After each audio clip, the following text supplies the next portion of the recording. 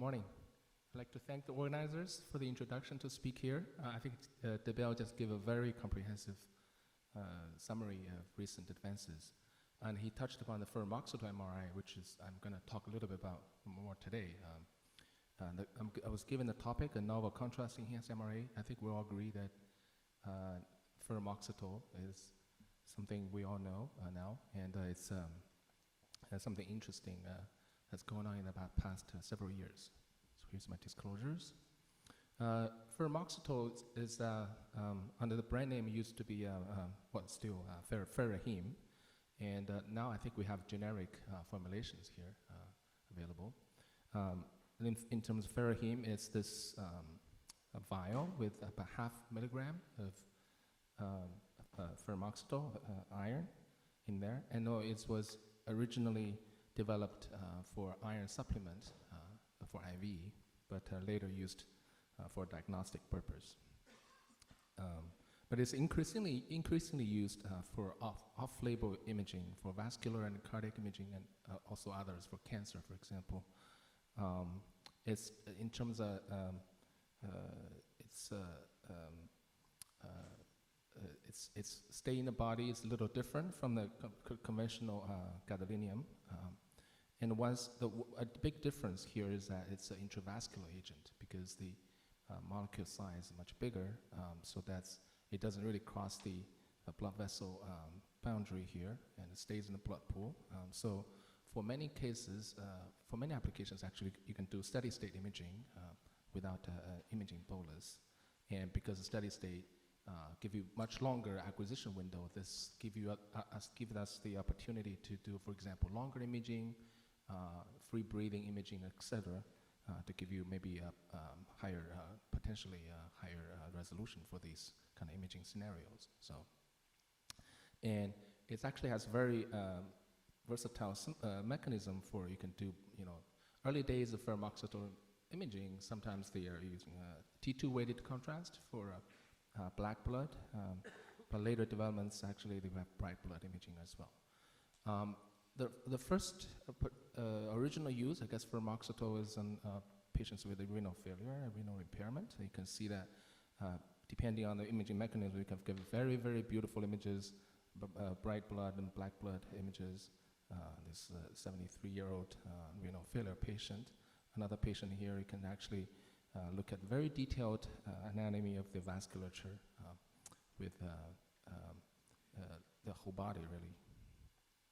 As I mentioned, a key difference between ferumoxytol and a conventional gadolinium agent is actually, first of all, both are paramagnetic agents. The R1, R2 values of ferumoxytol are typically larger, especially the R2 compared to gadolinium. But because of the long blood pool half-life of 15 hours, this really enables a lot of opportunities here. So I just want to talk a little bit about the post-sequence optimization for these imaging scenarios. Obviously, they were different from the gadolinium.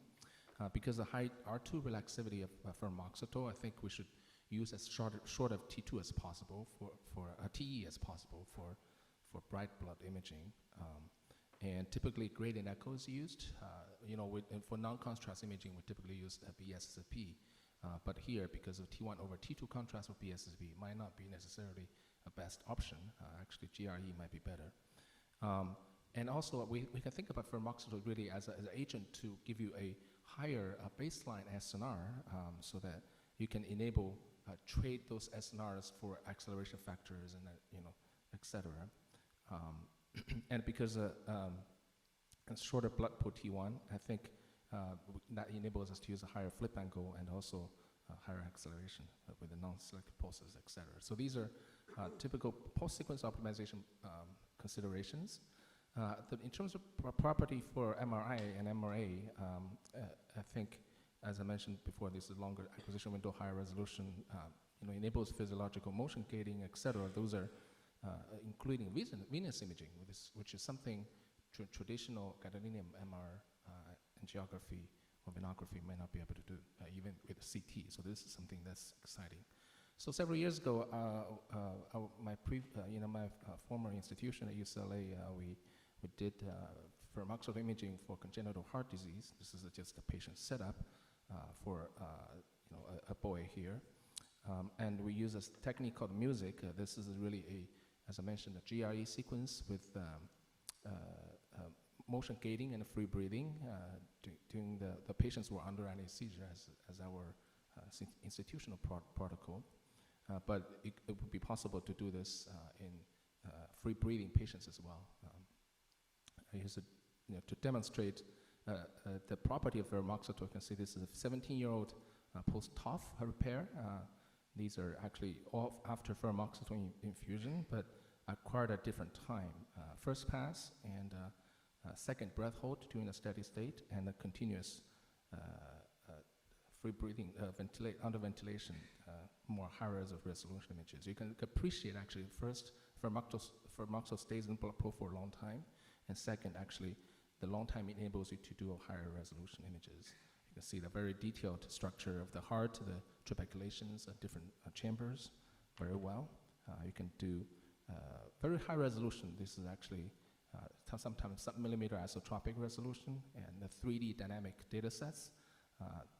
The surgeons really love this because this enables you to retrospectively look at any plane you want, and that's very good for surgical planning purposes. These are beautiful renderings thanks to Paul Finn who did it, and this is really something I think routinely used at UCLA, I believe, and also maybe several other institutions for these challenging cases. This is another 3-year-old girl, post-TOF repair. You can see that really exquisite details of the heart. Mentioned about coronaries. This is actually the coronaries that you can see in 8-month-old. It's a very tiny little heart with tiny coronary. You can actually see them, appreciate a circ imaging, both the left side and right side of the coronary. So this has big potential. We actually did a multi-center study. Just want to look at how this impact really the clinical value of using this agent, using this music technique for congenital heart disease. This is a 9-year-old girl with a very complex disease. You can really appreciate pretty much every single detail that we need, the surgeons need for this patient here. And later on, we actually developed an accelerated version of this technique using compressed sensing without too much details. The goal is to really, this is rock music, enable really free breathing patients under ferumoxytol. I think this is, we have to have some way to go. I think with the ventilator imaging, we can get very high resolution details. But for the free breathing, I think this is promising. But I think as many other techniques, under free breathing, sometimes motion can still throw the images off. But this is something I think a lot of group, including Matthias and Michael and Jeff, all these investigators have worked on this area. I think it's something that is very promising looking forward. We also did a music multi-center study, look at, these are actually the music center, look at the clinical values. The bottom line here is really, it can change the clinical management of the patient, save the diagnostic catheterization, and also look at the several other metrics here. Is really, really high scored clinical value here.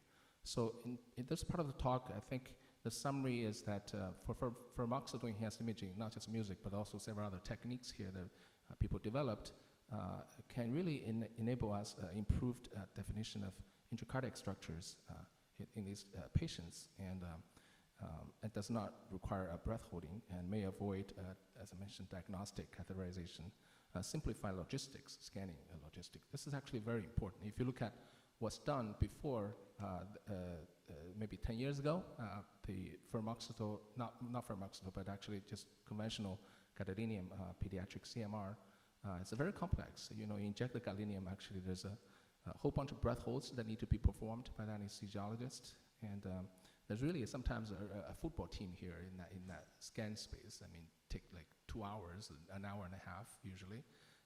And there's anesthesiologists, nurses, technologists, or cardiologists and radiologists all need to be there for the scan. You can imagine the kind of resources it can take. But but after this work, I think we all agree that it actually can much simplify the logistic. You can actually infuse the ferumoxytol outside of the scan room and do the scan. The music scan is about 5 minutes, and 4D flow, a very promising technique on the ferumoxytol as well, because it improves SNR. So these are much simpler in terms of greater than an hour, and photo team now is actually a normal technology scan. The technology is to be there to scan and can be finished in maybe 20 minutes. Breath hold and non-gated, I'm going to talk about it. And also, actually there's some beautiful work here done by Dr. Yoshida, UCLA, showing that combining CT and this ferumoxytol images can really take advantage of the benefits of both modalities. Look at the calcium, etc. These are very exciting work here.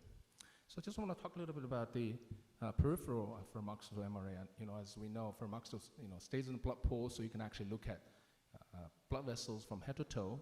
This is a beautiful work, courtesy of Paul Finn, showing that peripheral artery work.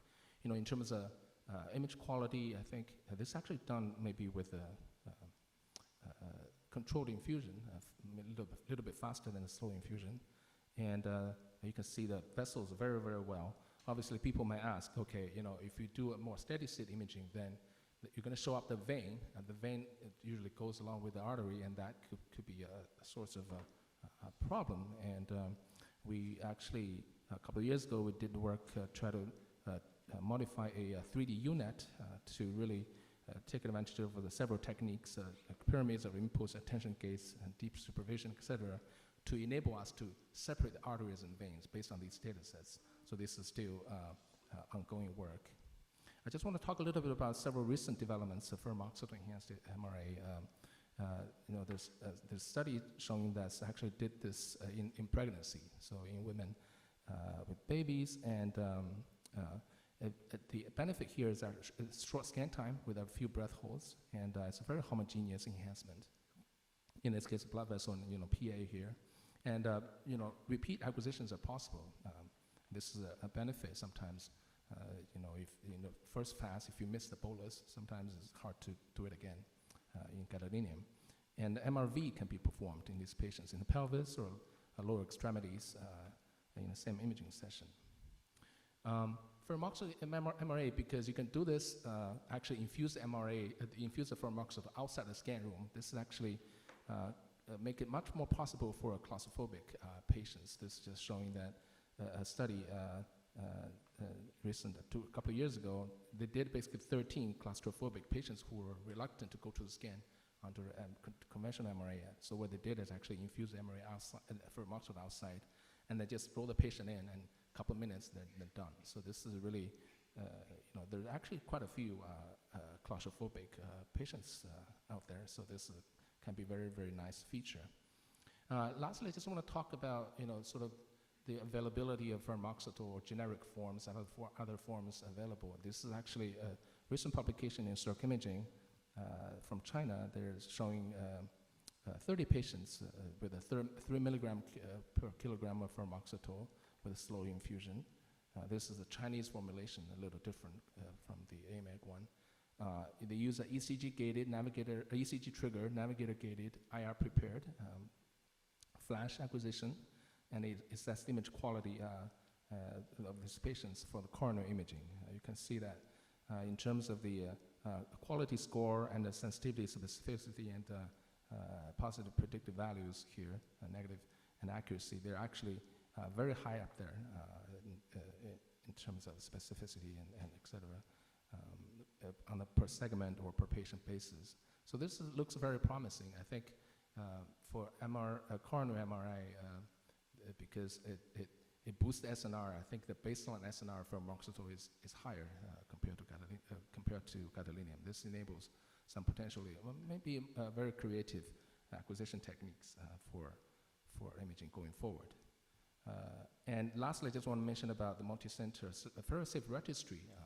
This was published in Radiology a couple of years ago by my colleagues at UCLA and others, showing that over 4,000 injections of ferumoxytol. As we know, the FDA had this black box warning several years ago, and we just wanted to find out what is the safety profile for femoxytol when we use it for diagnostic purposes. This is a relatively large study, and the results are that over the 4,000 injections and over 3,000 patients, I think the number might be more now, there's really no serious adverse events, and there's some rate of minor adverse events actually was lower than what's quoted on the package insert for gadolinium agents. That would be my summary here. I think for contrast MRA, femoxytol is actually appear to be safe if you use it for diagnostic purposes, not in renal failure patients, but also in other patients as well. And it's diagnostic use is off-label, and obviously we need to monitor the patient. There's always a risk for these kind of applications. So as long as we do a good job and feel comfortable, I think this can be a very nice addition. Is it going to replace gadolinium? Probably no, but I think it's for some applications, as I mentioned, congenital heart disease and some other MRA or renal failure patients, this could be a very nice addition. Thank you very much.